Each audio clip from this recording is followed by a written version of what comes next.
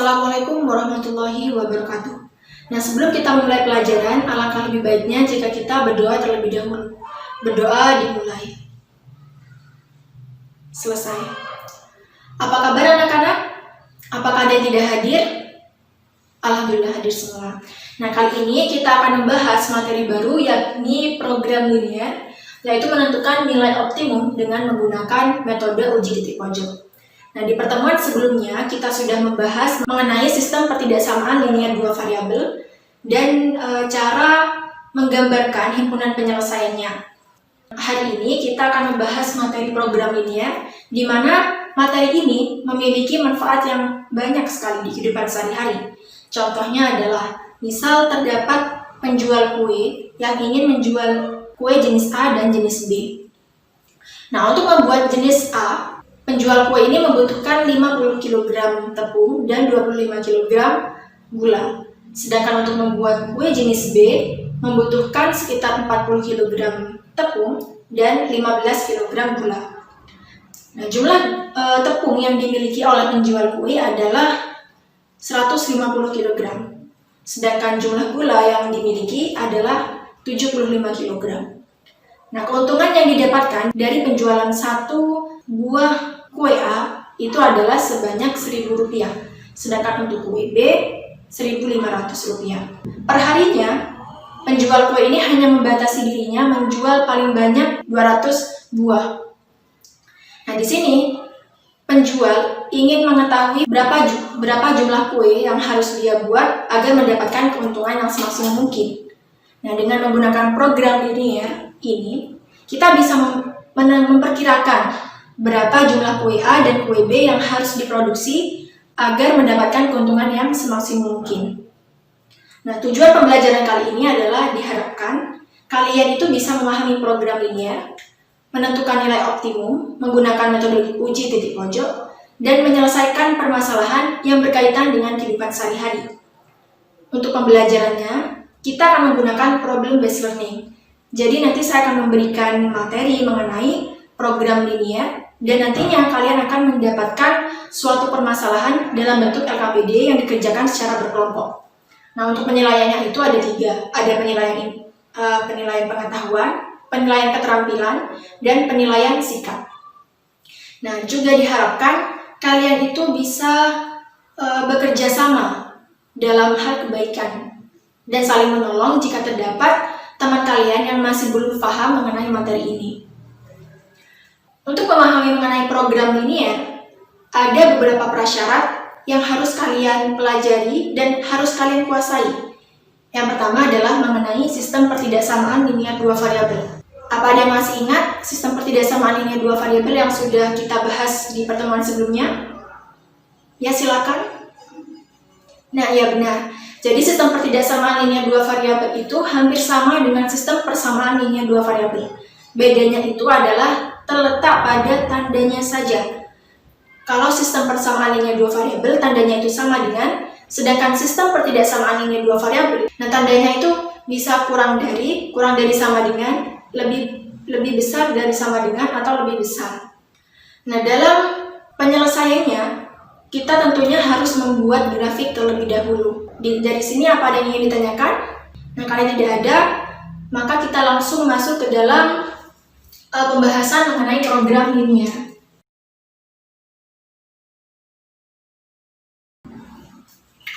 Program linear. Di sini ada kata program. Berarti kita melakukan perencanaan sesuai dengan permasalahan yang ada.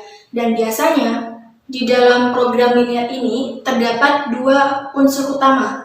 Yang pertama adalah fungsi kendala.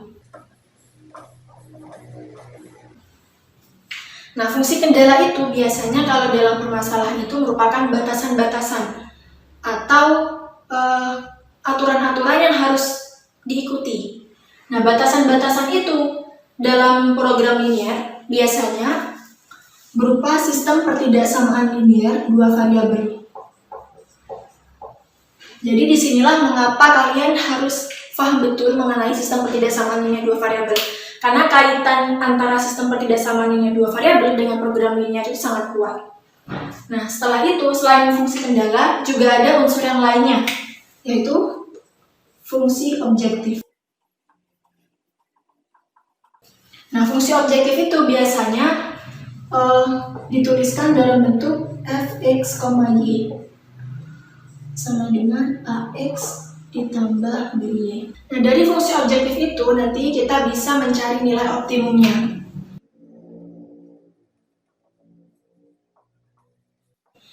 Nah, dalam nilai optimum itu sendiri akan ada dua macam nilai, yaitu ada nilai maksimum dan nilai minimum. Nilai maksimum itu digunakan jika di dalam permasalahan itu diminta solusi untuk mendapatkan keuntungan yang sebesar-besarnya. Begitu juga sebaliknya. Jika nilai minimum digunakan apabila dalam permasalahan itu diminta kerugian yang seminimum mungkin. Nah, untuk menentukan nilai optimum, maka kita harus menggunakan metode. Di sini akan ada dua metode, dan metode yang akan kita pelajari hari ini adalah metode uji titik pojok. Untuk metode garis lidik, kita akan pelajari di pertemuan selanjutnya. Langsung saja kita masuk ke dalam langkah metode uji titik pojok.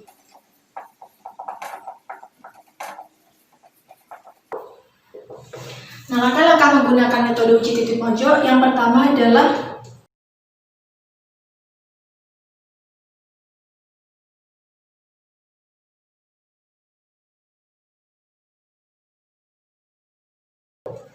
langkah pertama yang harus kalian lakukan adalah menentukan fungsi kendala dan fungsi objektif dari suatu permasalahan. Nah, setelah kalian menentukan fungsi kendala dan fungsi objektif, langkah yang kedua adalah kalian menentukan daerah himpunan penyelesaian dari fungsi kendala.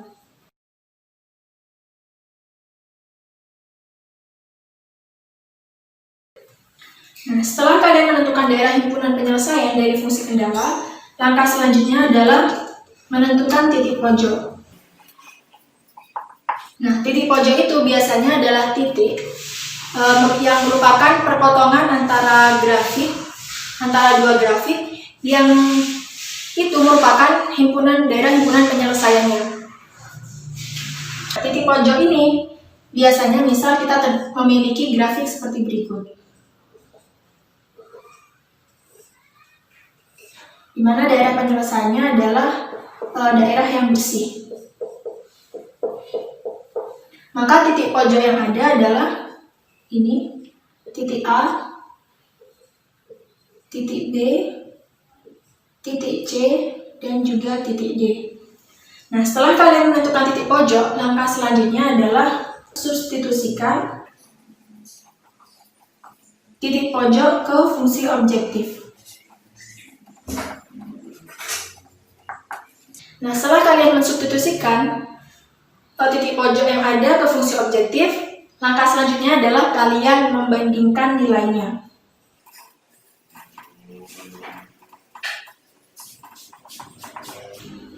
Nah, jika yang dicari dalam soal itu adalah nilai agar mendapatkan keuntungan maksimum, maka kita mencari titik yang menghasilkan nilai fungsi objektifnya itu yang paling besar. Begitu juga sebaliknya, jika yang dicari adalah agar mendapatkan kerugian seminimum mungkin, maka kita mencari titik pojok yang menghasilkan nilai dari fungsi objektifnya itu sekecil mungkin.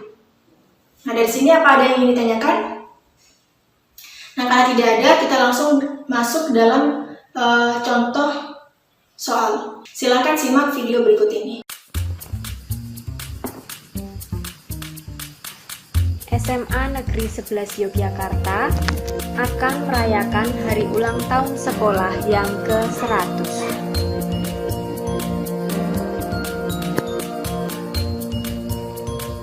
OSIS bermusyawarah untuk mempersiapkan kegiatan tersebut.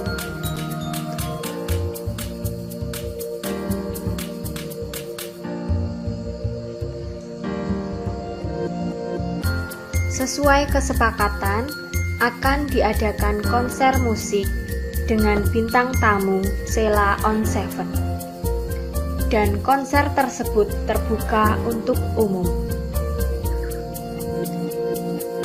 OSIS berencana akan membuat merchandise berupa kaos dan mug.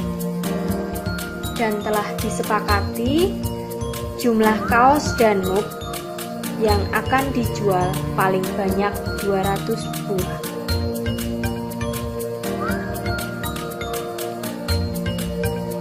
Modal yang dimiliki adalah 6 juta rupiah.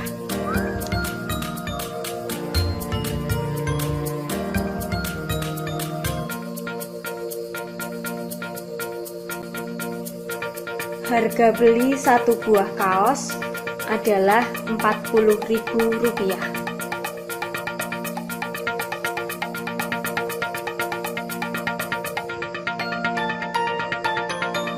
Dan akan dijual dengan harga Rp60.000 tiap kaos.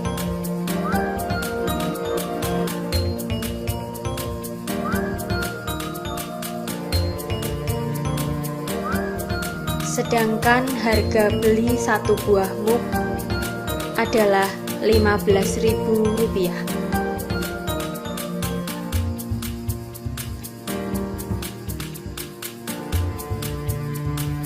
Dan akan dijual dengan harga Rp30.000 tiap buah.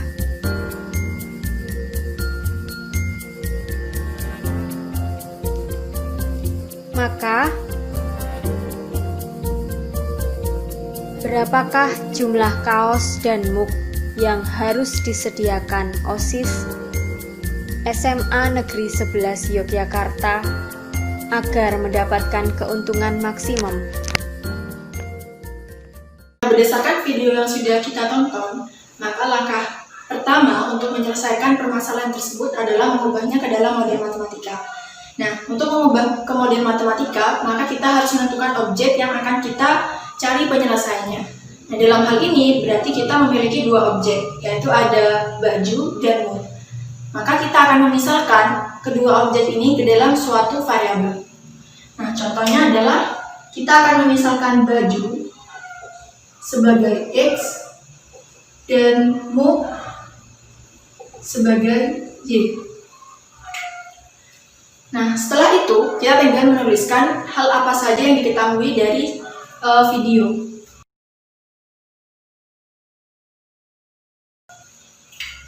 Yang pertama, di video itu ada ungkapan bahwa jumlah baju dan mug yang akan dijual tidak lebih dari 200. Berarti kan kita bisa mengubahnya ke model matematika. Ada yang bisa?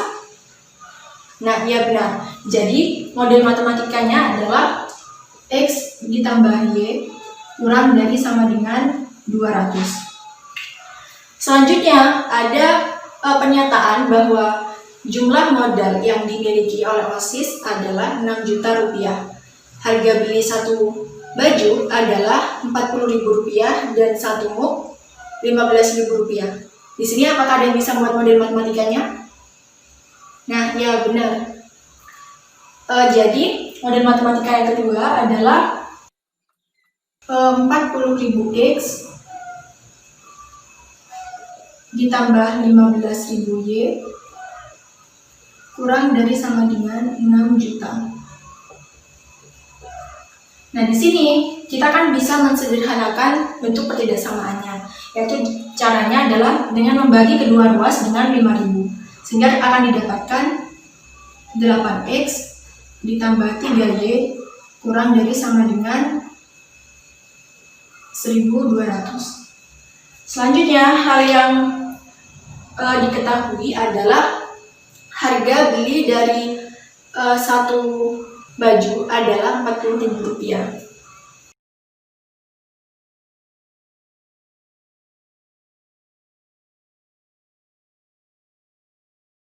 Lalu harga beli dari satu mug Rp15.000.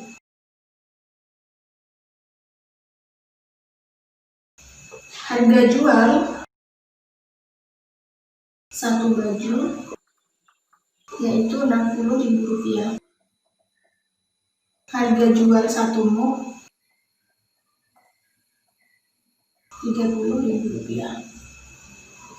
Setelah kita sudah paham betul mengenai hal-hal yang perlu kita ketahui dari permasalahan yang ada dalam video, kita langsung menyelesaikan program linear ini menggunakan metode uji titik pojok. Nah, untuk langkah yang pertama dalam menggunakan metode uji titik pojok adalah kita menentukan fungsi kendala dan fungsi objektifnya.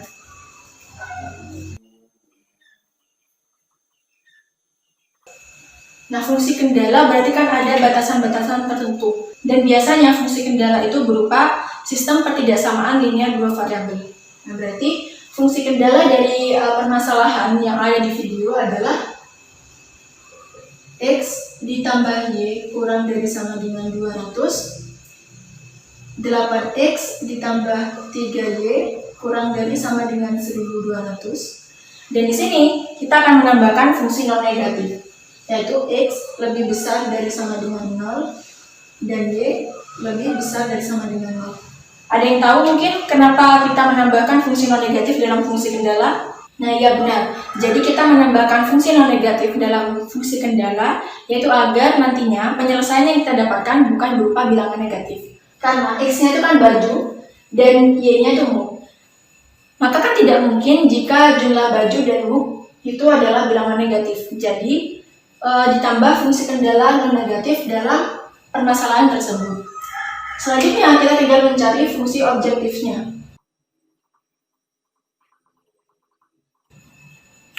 Nah, di dalam soal yang ditanyakan adalah berapa jumlah baju dan muk yang harus dijual oleh OSIS agar mendapatkan keuntungan yang semaksimum mungkin.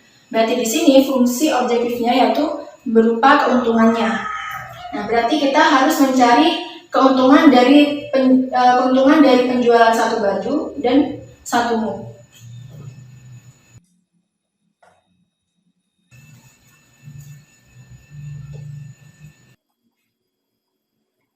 Keuntungan satu baju berarti kan harga jual dikurangi harga beli. Harga jual dari satu baju adalah Rp60.000 dan harga beli satu baju Rp40.000. Berarti kan keuntungannya adalah Rp60.000 dikurangi Rp40.000 sama dengan Rp20.000. Selanjutnya kita akan mencari keuntungan dari satu muk.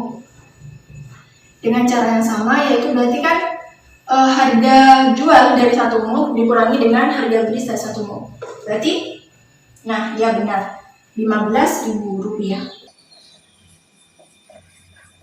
Nah, setelah itu kita tinggal mensubstitusikan keuntungan ini ke dalam fungsi objektifnya.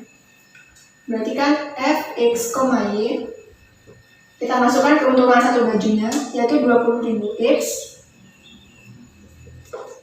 ditambah 15.000 Y.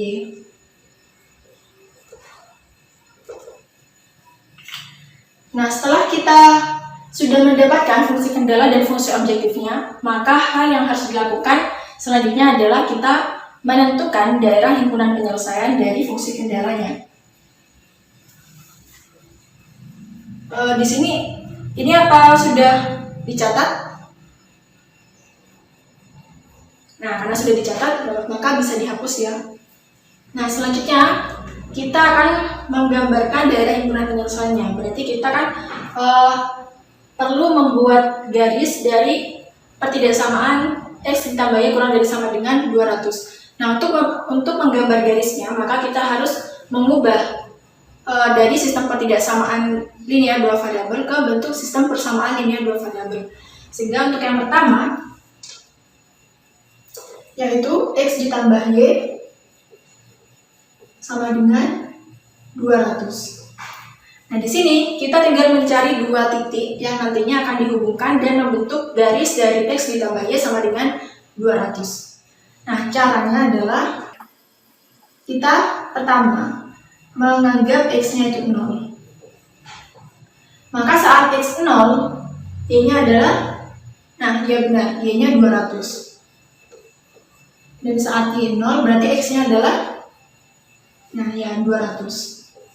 Jadi untuk persamaan X ditambah Y sama dengan 200, kita memiliki dua titik, yaitu 0,200 dan 200,0. Nah, selanjutnya kita mencari dua titik yang terdapat pada persamaan Yang kedua, yaitu 8x ditambah 3y sama dengan 1200. Nah, dengan cara yang sama, pertama kita menganggap x-nya 0. Nah, saat x-nya 0, maka kan 3y sama dengan 1200. Nah, di sini kedua ruasnya kita bagi dengan 3, sehingga didapatkan y sama dengan 400. Nah, langkah selanjutnya adalah kita memisalkan y-nya sama dengan 0. Maka saat y sama dengan 0, 8x sama dengan 1200. X sama dengan, maka X sama dengan 120. Berarti kan saat X sama dengan 0, Y-nya 400. Dan saat Y-nya 0, X-nya adalah 120. Nah, dari sini didapatkan dua titik, yaitu 0,400 dan 120,0. Nah, setelah kita mendapatkan titik-titiknya, maka kita tinggal menggambarkan grafiknya.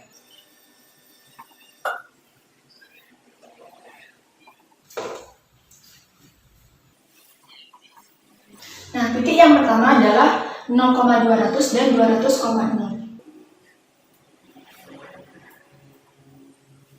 0,200 berarti di sini titiknya. Selanjutnya titik yang kedua adalah 200,0. Nah, di sini kita tinggal menarik garis lurus melalui kedua titik ini. Ini akan menjadi garis X ditambah Y sama dengan 200. Nah, selanjutnya kita tinggal mencari daerah himpunan penyelesaiannya yang mana. Nah, dalam mencari daerah himpunan penyelesaiannya, maka kita tinggal mengambil satu sampel titik saja, entah itu yang berada di bawah grafik atau yang berada di atas grafik. Untuk yang di bawah, kita coba mengambil sampel yang berada di bawah grafiknya, yaitu di titik 1,1. Nah, saat kita substitusikan ke pertidaksamaannya, maka X ditambah Y kurang dari sama dengan 200. 1 ditambah 1 kurang dari sama dengan 200, dan 2 kurang dari sama dengan 200. Nah, karena 2 memang kurang dari sama dengan 200, berarti daerah himpunan penyelesaiannya adalah yang berada di bawah garis. Berarti kita tinggal mengarsir daerah yang bukan merupakan himpunan penyelesaiannya.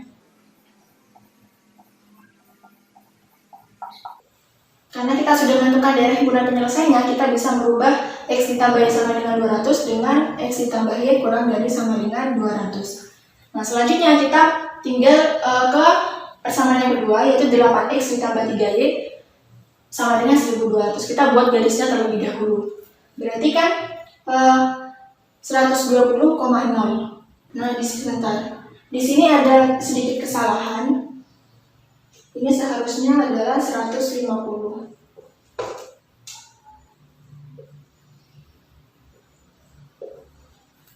Nah, ini berarti kan 150,0. 150 itu di sini. Dan titik yang kedua adalah 0,400. Di sini. Kita tinggal menarik garisnya. Nah, setelah itu kita tinggal menguji manakah yang termasuk daerah himpunan penyelesaiannya. Kita ambil sampel titiknya itu 1,1. Lalu kita substitusikan ke pertidaksamaan 8X ditambah 3Y kurang dari sama dengan 1200. Berarti kan 8 kali 1 ditambah 3 kali 1 kurang dari sama dengan 1200. 8 tambah 3 berarti kan 11. 11 kurang dari sama dengan 1200. Nah, karena memang benar bahwa 11 kurang dari sama dengan 1200, berarti daerah yang merupakan himpunan penyelesaiannya adalah yang berada di bawah grafik. Berarti kita tinggal mengarsir daerah yang bukan merupakan himpunan penyelesaiannya. Nah, karena kita sudah menentukan daerahnya, kita bisa menuliskan di sini 8X ditambah 3Y kurang dari sama dengan 1200. Nah, setelah itu, jangan lupa bahwa kita masih memiliki fungsi non-negatif. X lebih besar dari sama dengan 0 dan Y lebih besar dari sama dengan 0. Berarti kita mengarsir bagian Y negatifnya dan X negatifnya. Setelah kita menentukan daerah himpunan penyelesaian dari fungsi kendalanya, maka langkah yang selanjutnya adalah kita menentukan titik pojoknya.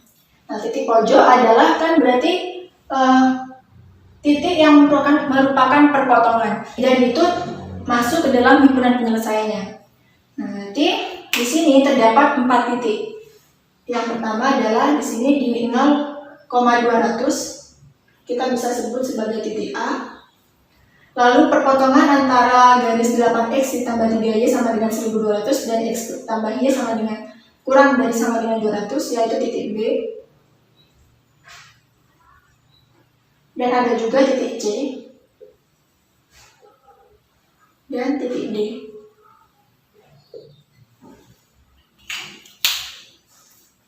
Dari sini apa ada yang ingin ditanyakan?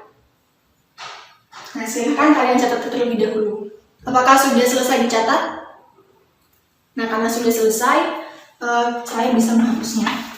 Nah, setelah itu, kita kan sudah mendapatkan 4 titik pojok.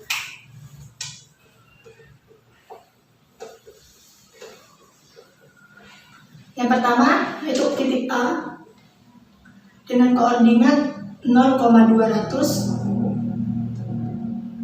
Titik B yang merupakan perpotongan dan titik C 150,0, titik D 0,0. Nah, di sini kita tinggal mencari titik B-nya terlebih dahulu. Titik B itu kan berasal dari perpotongan dari dua garis, yaitu X ditambah Y sama dengan 200 dan 8X ditambah 3Y sama dengan 1200. Nah, di sini kita tinggal mengeliminasikan Y-nya terlebih dahulu. Yaitu persamaan yang pertama dikalikan dengan 3 dan persamaan yang kedua dikalikan dengan 1. Sehingga 3X ditambah 3Y sama dengan 600 dan 8X ditambah 3Y sama dengan 1200. 3X dikurangi 8X kan berarti negatif 5X. 3Y dikurangi 3Y 0, berarti 600 kurangi 1200 adalah negatif 600. Nah, di sini kedua ruasnya tinggal kita bagi dengan negatif 5, sehingga X sama dengan 120. Nah, selanjutnya kita mencari nilai dari variabel Y-nya, yaitu dengan cara mensubstitusikan X sama dengan 120 ke persamaan X ditambah Y sama dengan 200. Berarti kan 120 ditambah Y sama dengan 200. Y sama dengan, kedua ruasnya sama-sama dikurangi dengan 120, sehingga 200 dikurangi 120, Y sama dengan 80. Berarti dari sini didapatkan titiknya adalah titik B 200, titik B adalah 120,80.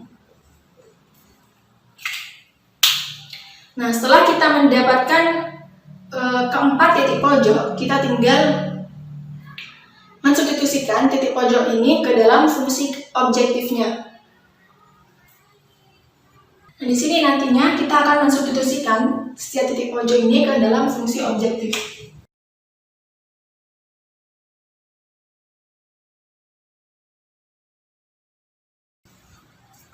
Nah, untuk yang titik yang pertama, yaitu 0,200, berarti kan kita tinggal mensubstitusikannya. Sehingga untuk titik F 0,200, berarti kan 20.000 dikalikan 0 kan 0. Ditambah 15.000 dikalikan dengan 200. Berarti kan sama dengan 3 juta. Berarti untuk titik A-nya ini fungsi objektifnya adalah 3 juta. Nah, selanjutnya adalah kita mencari nilai dari fungsi objektif dari titik B-nya. Titik B yaitu kan F 120,80. Berarti kan 20.000 dikalikan dengan 120 ditambah 15.000 dikalikan dengan 80. 20.000 dikalikan 120 kan 2.400.000. Lalu 15.000 dikalikan 80 sama dengan 1.200.000 rupiah. Berarti 2.400.000 ditambah 1.200.000 adalah 3.600.000. Berarti untuk yang titik B ini adalah 3.600.000. Dan yang untuk titik C kan F 150,0. Berarti 20.000 dikalikan 150 ditambah 15.000 kali 0 kan 0. Nanti sama dengan 20.000 dikalikan dengan 150 adalah 3 juta. Berarti untuk yang titik C ini fungsi objektifnya bernilai 3 juta. Dan untuk yang titik D 0,0 berarti kan 0. Nah, setelah kita mendapatkan nilai dari fungsi objektif masing-masing titik pojok, kita tinggal membandingkan nilainya. Nah, karena yang diminta adalah keuntungan yang semaksimum mungkin, maka kita mencari titik pojok yang menghasilkan fungsi objektif yang paling besar. Nah, di sini yang paling besar adalah 3.600.000 rupiah saat titik pojoknya yaitu titik B dengan nilai X-nya 120 dan nilai Y-nya 80. Jadi kita bisa mengambil kesimpulan untuk mendapatkan keuntungan yang semaksimum mungkin, maka OSIS harus menjual 120 baju dan 80 mug.